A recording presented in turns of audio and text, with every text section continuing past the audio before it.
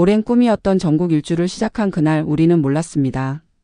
이것이 우리 인생의 마지막 여행이 될 줄은. 서울에서 30년간 살았던 집을 정리하고 작은 승용차에 짐을 싣던 순간의 설렘이 아직도 생생합니다. 퇴직금으로 산 중형 SUV는 반짝반짝 빛났고 안에는 마치 신혼여행을 떠나는 듯 들뜬 표정이었어요. 우리 부부의 황혼 여행 전국 일주의 첫날이었습니다. 제 이름은 김정호, 올해 67세입니다. 중소기업에서 33년간 근무하고 작년에 퇴직했어요. 아내 박영숙은 65세로 초등학교 교사로 30년을 일하다 저보다 2년 먼저 은퇴했습니다. 평생 아이들을 키우고 집을 가꾸는데 모든 시간을 쏟았던 우리에게 이 여행은 그동안 미뤄왔던 꿈의 실현이었습니다. 우리 정말 떠나는 거야? 꿈만 같네. 아내가 조수석에 앉으며 말했어요. 그날 아침 서울 목동의 아파트를 떠나며 마지막으로 돌아본 거실에는 32년의 추억이 고스란히 담겨 있었습니다. 아이들 돌 사진부터 결혼식 사진, 입학식과 졸업식 사진들까지. 모든 것을 정리하고 필요한 짐만 챙겼습니다. 나머지는 아들과 딸에게 나눠주었죠. 이제 우리끼리 제대로 살아보자고. 제가 웃으며 대답했어요. 사실 이 여행은 단순한 관광이 아니었습니다. 우리는 전국을 돌며 노후에 정착할 곳을 찾고 있었어요. 서울의 집은 전세로 내놓았고 그 돈과 퇴직금으로 시골 어딘가에 작은 집을 마련하려 했습니다. 평생 도시에서 살아온 우리가 시골 생활에 적응할 수 있을지 모르지만 시도해보고 싶었어요. 어디부터 가볼까? 아내가 지도 앱을 열며 물었습니다. 강원도부터 시작해서 동해안을 따라 내려가자. 그 다음 남해안, 서해안 순으로 올라오면 어떨까? 시간은 충분하니까. 제 계획은 그랬습니다. 시간이 허락하면 1년 정도 여행하며 진짜 마음에 드는 곳을 찾자는 것이었죠. 첫 목적지는 강원도 강릉이었습니다. 퇴직 전에도 몇 번 가봤지만 이번엔 여유롭게 둘러볼 예정이었어요. 아무런 일정에 쫓기지 않는 여행 처음이었습니다. 오늘 점심은 어때? 오랜만에 초당 두부 먹을까? 아내가 물었어요. 좋지. 그거 바로 근처에 내가 좋아하는 메밀국수 집도 있잖아. 이번엔 메밀로 해보자. 제가 대답했습니다. 강릉에 가면 항상 먹던 메밀국수는 특별했어요. 그 쫄깃한 면발과 시원한 육수의 조화가 잊히지 않았습니다. 특히 봄철 새싹 메밀로 만든 국수는 그 은은한 향과 식감이 일품이었죠. 아내는 평소 소화가 잘 안 되어 육수를 조금만 먹었지만 저는 한 그릇을 비우고 나서도 아쉬울 정도였습니다. 서울에서 강릉까지의 길은 막히지 않았습니다. 평일이라 그런지 여유롭게 달릴 수 있었어요. 창밖으로 흐르는 봄 풍경이 아름다웠습니다. 매년 봄마다 가족 여행으로 강릉을 찾았던 기억이 떠올랐어요. 그때는 아이들을 데리고 바쁘게 움직였는데 이제는 우리 둘만의 여유로운 시간이었습니다. 정말 오랜만이다. 마지막으로 왔을 때가 언제였지? 아내가 창밖을 바라보며 물었어요. 3년 전? 그때 딸 가족이랑 같이 왔었잖아. 외손녀가 모래성 만들겠다고 해변에서 한참 놀았었지. 저도 그 기억이 떠올라 웃었습니다. 맞다. 그때 손녀가 할머니, 할아버지도 같이 살자고 했었지? 그 말이 얼마나 기특하던지. 아내의 눈가에 그때 기억이 스쳐 지나갔습니다. 우리가 시골 내려가면 아이들이 놀러 올까? 제가 문득 궁금해져 물었어요. 당연하지. 아이들이 시골에 오면 정말 좋아할 거야. 도시에선 볼 수 없는 것들이 많잖아. 텃밭도 가꾸고. 우리 손주들한테 맛있는 채소도 직접 보내주고. 아내는 벌써 그런 상상을 하고 있었나 봅니다. 강릉에 도착한 건 오후 2시쯤이었습니다. 사전에 예약해둔 게스트하우스는 바닷가와 가까웠어요. 짐을 풀고 바로 바다로 향했습니다. 경포대 해변은 평일이라 한산했습니다. 따뜻한 봄 햇살 아래 모래사장을 거닐며 잠시 과거로 돌아간 듯한 기분이 들었어요. 여기 모래가 예전보다 많이 줄었네. 아내가 발끝으로 모래를 툭툭 차며 말했어요. 그러게. 자연도 나이를 먹는구나. 어쩐지 저도 모르게 쓸쓸한 말이 나왔습니다. 무슨 소리야? 우리는 아직 젊어. 아내가 웃으며 제 팔을 툭 쳤습니다. 그녀의 웃는 모습은 30년 전이나 지금이나 똑같이 아름다웠어요. 그날 저녁 우리는 강릉 중앙시장에서 닭강정과 순대를 사들고 게스트하우스로 돌아왔습니다. 방 테라스에 앉아 맥주 한 캔씩을 따며 바다를 바라봤어요. 시간이 멈춘 것 같은 느낌이었습니다. 이렇게 살면 좋겠다. 아내가 불현듯 말했어요. 바다가 보이는 곳에서? 제가 물었습니다. 응. 매일 아침 바다를 보며 일어나고 저녁에는 파도 소리를 들으며 잠들고. 아내의 말에 저도 동감했어요. 하지만 현실적인 문제가 있었습니다. 바닷가는 집값이 비싸서. 제 말에 아내도 고개를 끄덕였습니다. 알아? 그래도 꿈꿔볼 순 있잖아. 아내는 여전히 낭만적이었습니다. 다음 날 우리는 강릉을 떠나 동해시로 향했습니다. 그리고 그 다음은 삼척, 울진, 영덕, 동해안을 따라 천천히 내려갔어요. 모든 도시가 각자의 매력을 가지고 있었지만 우리에게 완벽한 곳은 아직 발견하지 못했습니다. 어디든 장단점이 있네. 울진의 한 카페에서 아내가 말했어요. 강릉은 좋지만 너무 관광지라 시끄럽고 작은 어촌들은 조용하지만 의료시설이나 편의시설이 부족하고 우리가 원하는 모든 조건을 갖춘 곳을 찾기는 쉽지 않을 것 같아. 저도 동의했습니다. 하지만 서두를 필요 없어. 천천히 둘러보다 보면 언젠가는 찾게 되겠지. 한 달 정도 동해안을 여행하고 나니 우리는 점점 여행의 리듬을 찾아가고 있었습니다. 아침에 일어나 간단히 짐을 챙기고 다음 목적지로 향하는 것이 일상이 되었어요. 때로는 마음에 드는 곳에서 2-3일 머물기도 했습니다. 블로그에 여행 일지를 올리기 시작했고 딸과 아들에게 사진을 보내며 소식을 전했습니다. 아빠, 엄마 정말 즐거워 보여요. 부럽다. 딸이 카카오톡으로 답장을 보내왔습니다. 그런 말을 들으니 더 행복했어요. 부산에 도착했을 때는 여행을 시작한 지 약 40일째였습니다. 부산은 활기가 넘쳤고 해운대와 광안리의 풍경은 여전히 아름다웠어요. 하지만 도시의 붐비는 모습을 보니 우리가 찾는 곳은 아닌 것 같다는 생각이 들었습니다. 여기는 서울보다 낫지만 여전히 너무 시끄럽고 복잡해. 해운대 해변을 걸으며 아내가 말했어요. 그래도 바다가 있어서 좋지 않아? 제가 물었습니다. 물론 좋지.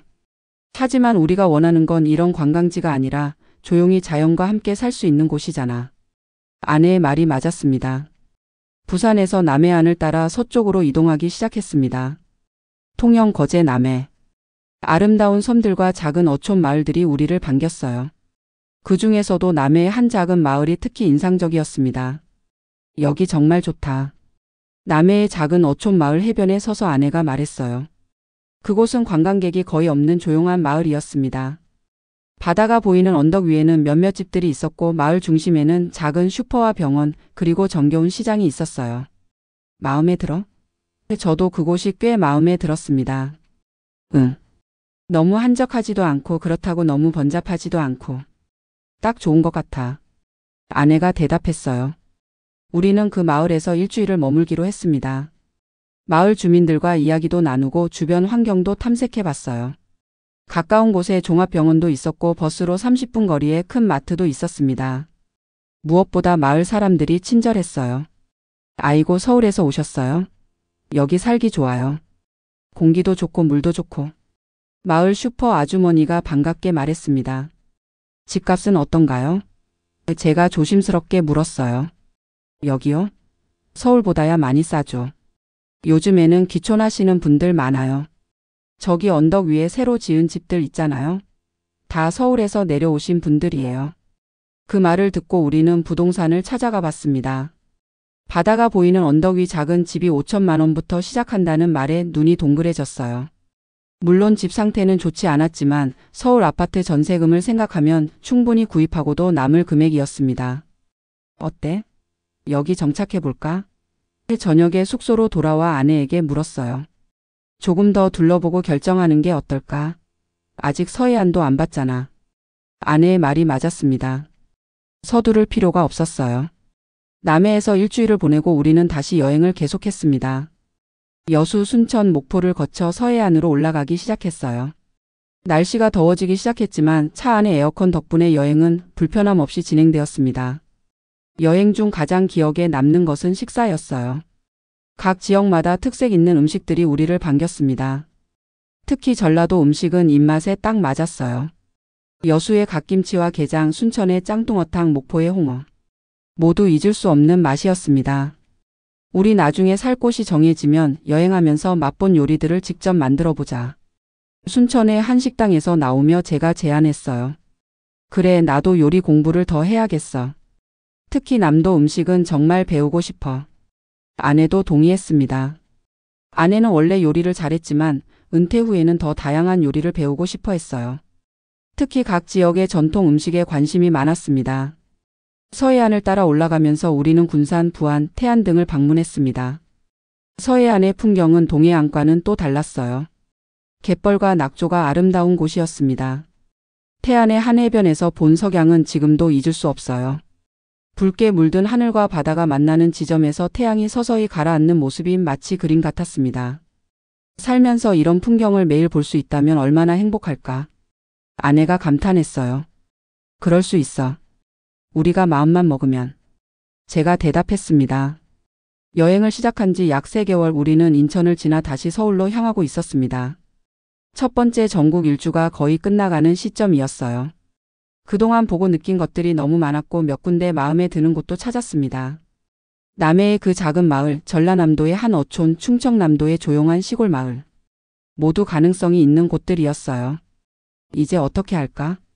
서울로 돌아오는 길에 아내가 물었습니다. 일단 다시 서울에서 며칠 쉬면서 정리해보자. 그동안 본 곳들 중에 최종 후보지 몇 군데를 추려서 다시 한번 가보는 건 어떨까? 제가 제안했어요. 좋은 생각이야. 첫인상도 중요하지만 정착할 곳을 정하려면 더 깊이 알아봐야겠지. 아내가 동의했습니다. 서울로 돌아온 우리는 일주일간 쉬면서 여행 기록을 정리했습니다. 사진과 메모를 보며 각 지역의 장단점을 비교해 봤어요. 아들과 딸도 찾아와 우리의 여행 이야기를 들으며 조언을 해주었습니다. 아빠, 엄마 정말 대단하세요. 저희는 휴가 때 며칠만 여행해도 지치는데 3개월이나. 딸이 감탄했어요. 나이 들수록 더 활동적이어야 해. 가만히 있으면 더 늙어. 제가 웃으며 대답했습니다. 휴식 후 우리는 다시 여행을 시작했어요. 이번에는 최종 후보지 3곳만 집중적으로 방문하기로 했습니다. 남해의 작은 마을, 전라남도 고흥의 어촌, 그리고 충청남도 태안의 한 마을이었어요. 각 지역에서 일주일씩 머물며 현지 생활을 더 자세히 경험해 보기로 했습니다. 먼저 남해로 향했습니다. 이전보다 더 꼼꼼하게 마을을 살펴봤어요. 부동산도 여러 군데 돌아보고 마을 주민들과도 더 많은 대화를 나눴습니다. 특히 서울에서 이주해온 사람들을 만나 이야기를 들어보는 것이 도움이 되었어요. 처음에는 적응하기 힘들었어요. 특히 겨울이 외롭더라고요. 하지만 이제는 이곳이 천국 같아요. 서울에서 5년 전에 이주해온 한 부부가 말했습니다. 남해에서 일주일을 보내고 고흥으로 향했습니다. 고흥은 남해보다 더 한적했지만 자연환경이 아름다웠어요. 특히 귤 농장들이 많아 풍경이 독특했습니다. 하지만 의료시설이 부족하다는 단점이 있었어요. 여기는 큰 병원이 좀 멀어요. 급할 때는 불편할 수 있어. 제가 걱정했습니다.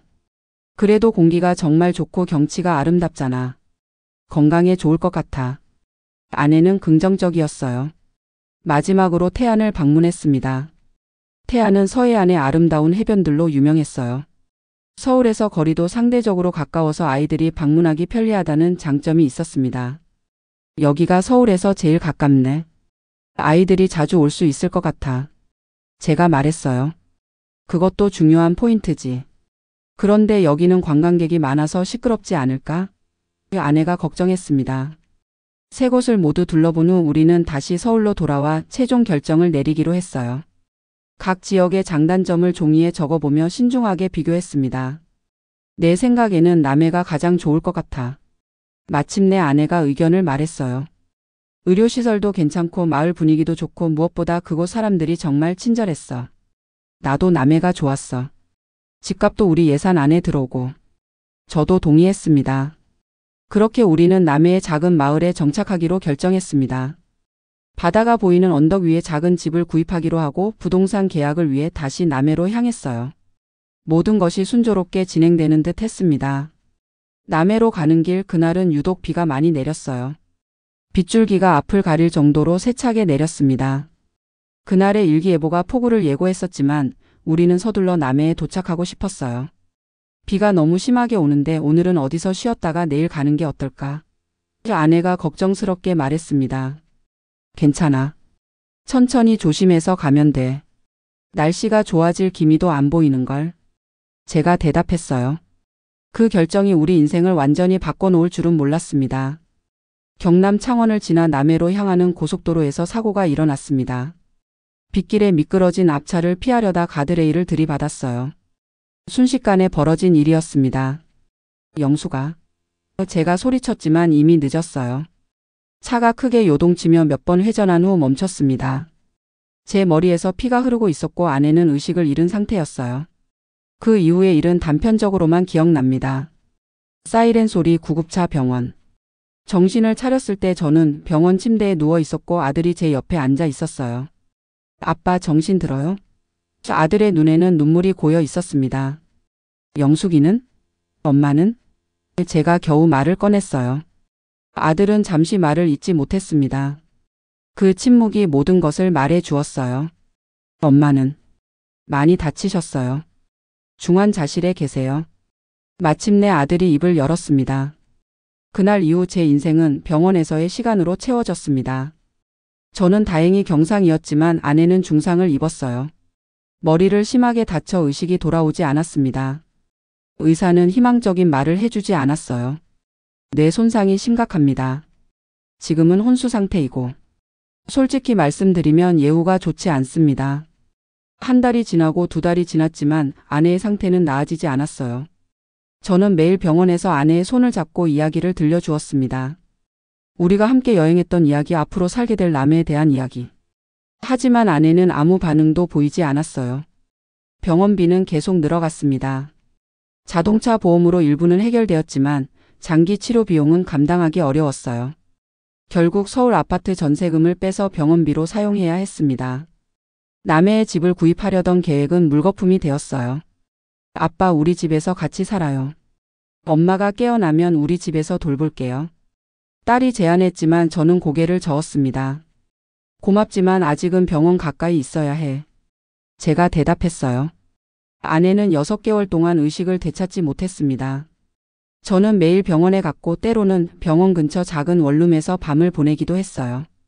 우리의 모든 저축과 퇴직금은 병원비로 사라졌습니다. 남해의 꿈은 점점 더 멀어져 갔어요. 김 선생님, 솔직하게 말씀드릴게요. 6개월이 지났을 때 담당 의사가 저를 불렀습니다. 부인의 상태가 호전될 가능성이 매우 낮습니다. 뇌 손상이 너무 심해서. 의사의 말을 듣고 있자니 가슴이 무너져 내렸어요. 하지만 저는 포기할 수 없었습니다. 아내와 함께한 40년의 세월, 그 기억들이 제게 힘을 주었어요. 계속 치료해 주세요. 제발. 제가 간절히 부탁했습니다. 그러나 현실은 냉혹했어요. 병원비는 계속 늘어났고 저의 경제적 상황은 점점 더 악화되었습니다. 아들과 딸이 도움을 주겠다고 했지만 그들에게도 각자의 가정과 책임이 있었어요. 저는 그들에게 부담을 주고 싶지 않았습니다. 8개월째 되던 날 기적이 일어났습니다. 아내가 눈을 떴어요. 처음에는 아무도 알아보지 못했지만 며칠이 지나자 조금씩 반응을 보이기 시작했습니다. 나 어디야? 아내가 겨우 말을 꺼냈을 때 저는 참았던 눈물을 터뜨렸어요. 영수가 병원이야. 사고가 있었어. 하지만 이제 괜찮아. 내가 돌아왔으니까. 제가 아내의 손을 꼭 잡고 말했습니다. 그러나 아내의 회복은 매우 더디게 진행되었어요. 오랜 혼수 상태로 인해 근육이 약해져 있었고 뇌 손상으로 인한 기억력 저하와 언어 장애도 있었습니다. 재활 치료가 필요했고 그것은 또 다른 비용을 의미했어요. 정호 씨, 우리 어디 살아요? 어느 날 아내가 물었습니다. 아내는 사고 전에 기억이 부분적으로 없어진 상태였어요. 지금은 병원에 있어. 하지만 곧 좋은 곳으로 갈 거야. 제가 대답했습니다. 아내에게 우리의 경제적 상황을 설명하고 싶지 않았어요. 사고 발생 1년 후 아내는 마침내 퇴원할 수 있게 되었습니다. 하지만 우리에게는 더 이상 집이 없었어요. 서울 아파트 전세금은 이미 병원비로 대부분 사용했고 남은 돈으로는 서울에서 집을 구하기 어려웠습니다. 결국 아들의 제안을 받아들여 잠시 아들 집에서 지내기로 했습니다. 아버지, 어머니, 우리 집은 좁지만 함께 지내요. 애들도 할머니, 할아버지랑 같이 지내면 좋아할 거예요. 아들이 말했습니다. 아들 집에서의 생활은 쉽지 않았어요. 작은 아파트에 세 가족이 함께 살다 보니 불편함이 많았습니다. 특히 손주들이 시끄럽게 놀 때면 아내의 두통이 심해졌어요. 아내는 여전히 기억력 문제와 경미한 언어 장애가 있었고 걷는 것도 어려워했습니다. 아들아, 우리 다른 곳으로 가야 할 것 같아. 몇 달 후 제가 아들에게 말했어요. 너희에게 폐를 끼치고 싶지 않아. 아버지, 전혀 폐가 아니에요. 오히려 어머니를 돌봐드릴 수 있어서 다행이에요. 아들이 대답했지만 저는 그의 눈에 비친 피로를 볼 수 있었습니다. 제가 할 수 있는 일을 찾기 시작했어요.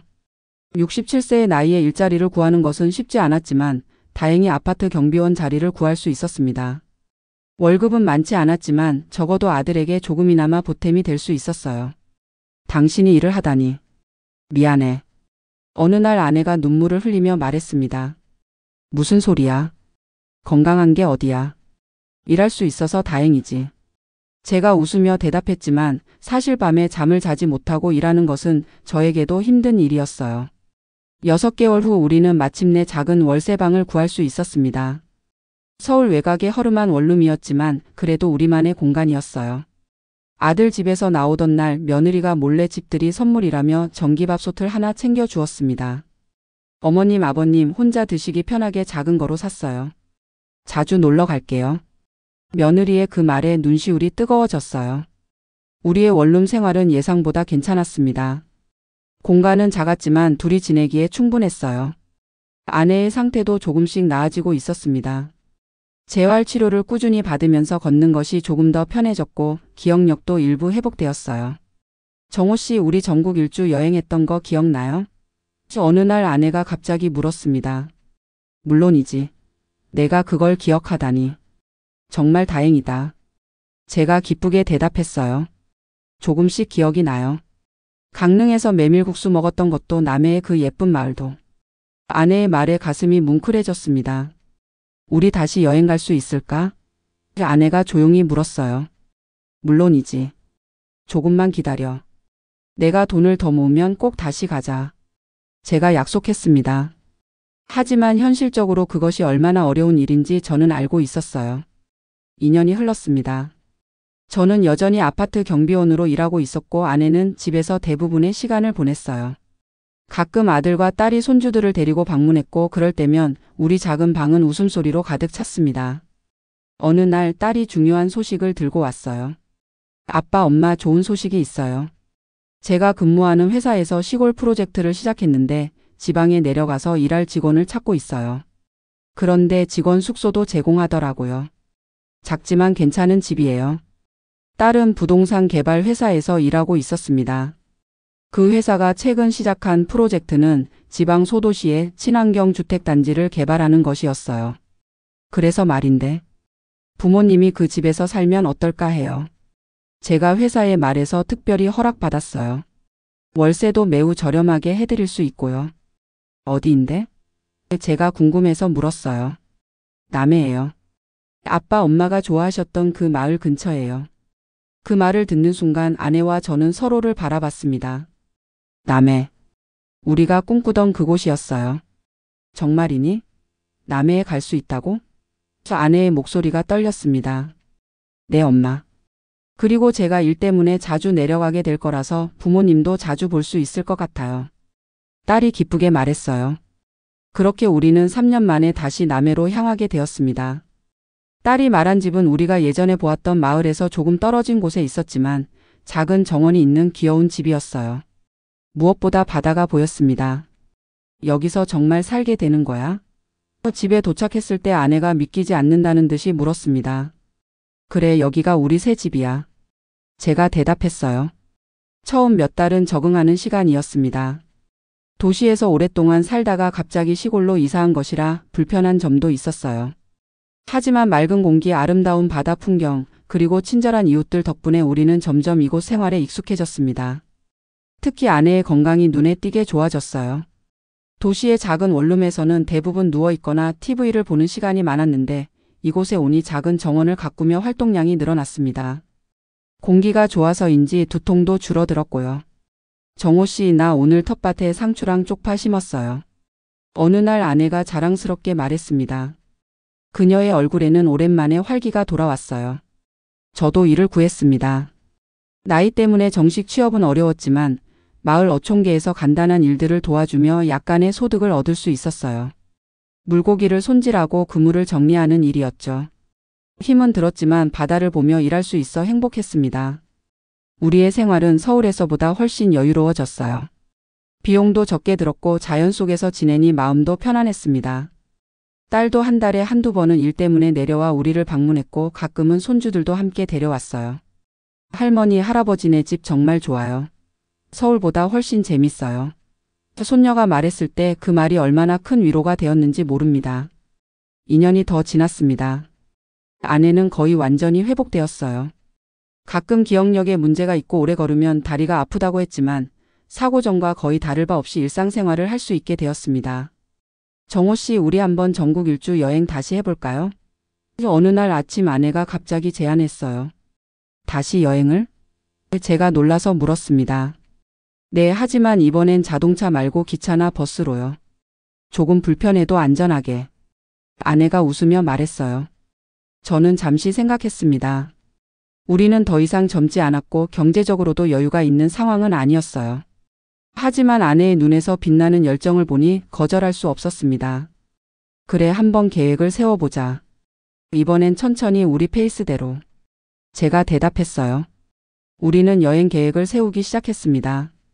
이번에는 한 번에 장기간 여행하는 것이 아니라 짧게 여러 번 다녀오는 방식으로 계획했어요.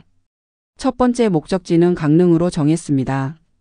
우리의 첫 번째 여행지였던 그곳에서 다시 시작하는 것이 의미 있을 것 같았어요. 기차표를 예매하고 숙소를 예약하는 과정에서 설렘을 느꼈습니다. 비록 예전처럼 호화로운 여행은 아니었지만 우리에겐 충분했어요. 함께할 수 있다는 것 자체가 큰 축복이었으니까요. 영수가 그때 먹었던 그 메밀국수집 아직 있을까? 출발 전날 밤 제가 물었습니다. 글쎄, 없어졌으면 다른 곳을 찾으면 되지 뭐. 아내가 대답했어요. 다음 날 아침 우리는 설레는 마음으로 기차에 올랐습니다. 강릉으로 향하는 기차 안에서 창밖을 바라보며 지난 몇 년간의 일들을 되돌아봤어요. 정호 씨, 우리 참 많은 일을 겪었죠? 아내가 조용히 말했습니다. 그래, 힘든 시간이었지. 하지만 지금 내가 내 옆에 있어서 다행이야. 제가 아내의 손을 꼭 잡았어요. 처음 전국 일주를 시작했을 때 우리는 서로에게 남은 시간을 어떻게 하면 가장 행복하게 보낼 수 있을까 고민했었잖아요. 아내가 말했습니다. 그랬지. 그런데 지금 생각해보면 그 질문에 대한 답은 아주 간단했던 것 같아요. 그냥 함께 있는 것. 그것만으로 충분했어요. 아내의 말이 가슴에 와닿았습니다. 그 많은 계획과 꿈들. 그러나 결국 가장 중요한 것은 서로가 옆에 있다는 사실이었어요. 강릉에 도착하자 익숙한 풍경이 눈에 들어왔습니다. 5년 전에 비해 조금 변한 점도 있었지만 바다는 여전히 그 자리에 있었어요. 우리는 예전에 갔던 그 메밀국수 집을 찾아갔습니다. 놀랍게도 그곳은 여전히 영업 중이었어요. 어머, 이 집 아직도 있네. 아내가 기뻐했습니다. 가게 주인이 기억할까? 제가 장난스럽게 물었어요.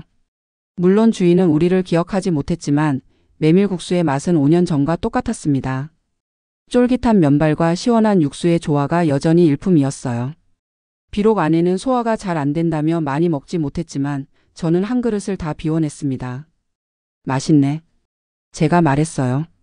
그쵸? 이 맛이 그리웠어요. 아내가 미소 지었습니다. 강릉에서의 3일은 빠르게 지나갔습니다. 바다를 걷고 카페에 앉아 커피를 마시고 시장에서 맛있는 음식을 먹으며 우리는 새로운 추억을 쌓았어요.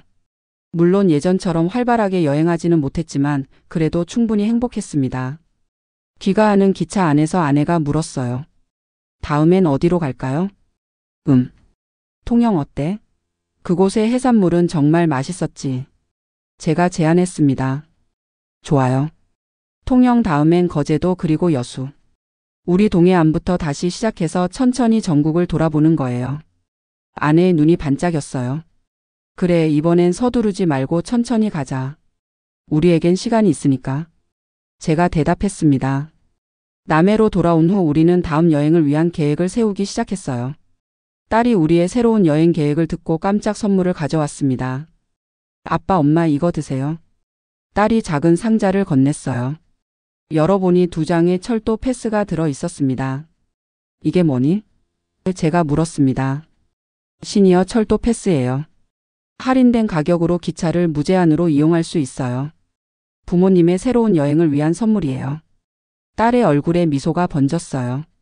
이런 너무 고마워. 아내가 딸을 꼭 안았습니다. 엄마 아빠가 다시 여행을 시작하셨다고 해서 너무 기뻐요. 사고 이후로 많이 걱정했거든요. 딸이 말했어요. 그렇게 우리의 두 번째 전국 일주 여행이 시작되었습니다. 이번에는 자동차 대신 기차와 버스를 이용했고 한 번에 3-4일씩 짧게 여행했어요. 통영, 거제, 여수, 목포. 점점 서해안을 따라 올라갔습니다. 여행을 하며 아내와 저는 많은 이야기를 나눴어요. 우리의 과거, 현재 그리고 미래에 대해.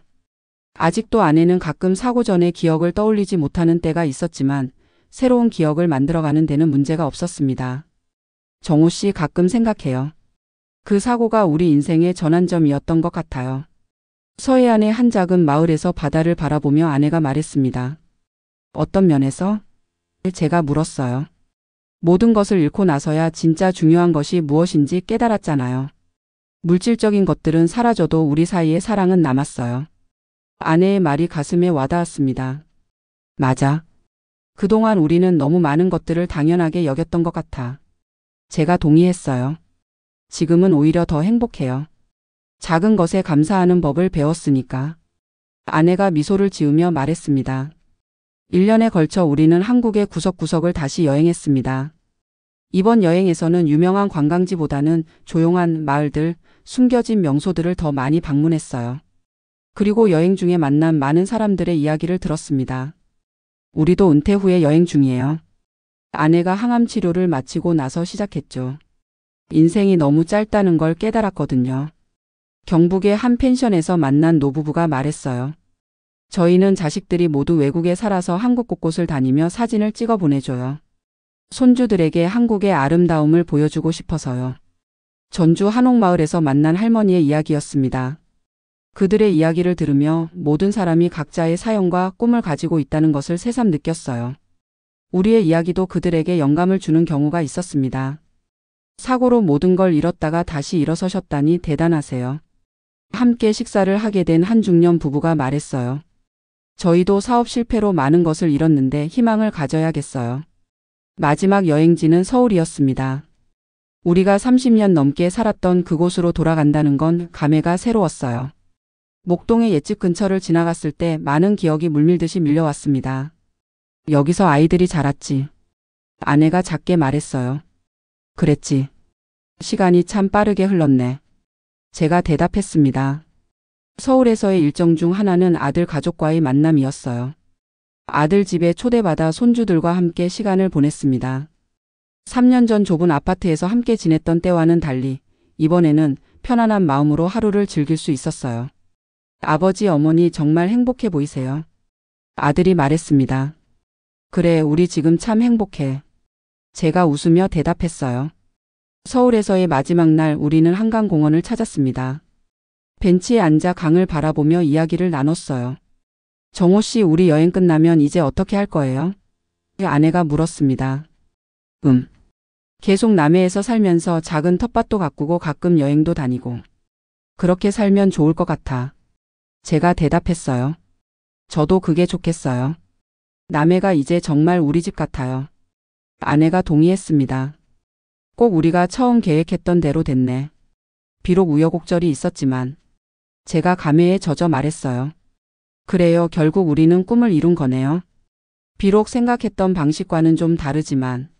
아내가 미소 지었습니다. 서울에서의 여행을 마치고 우리는 다시 남해로 돌아왔습니다. 작은 집이지만 이제는 그곳이 진정한 우리의 보금자리였어요. 텃밭에는 상추와 고추, 토마토가 무럭무럭 자라고 있었고 마당 한쪽에는 아내가 심은 장미가 꽃을 피우고 있었습니다. 집이 반겨주는 것 같아요. 현관문을 열며 아내가 말했어요. 그러게 어디를 가도 집만한 곳은 없나 봐. 제가 대답했습니다. 그날 저녁 우리는 텃밭에서 딴 신선한 채소로 김치찌개를 끓였습니다. 오랜만에 집에서 먹는 식사라 더욱 맛있게 느껴졌어요. 정호 씨, 요즘은 고추장찌개보다 된장찌개가 더 좋아요.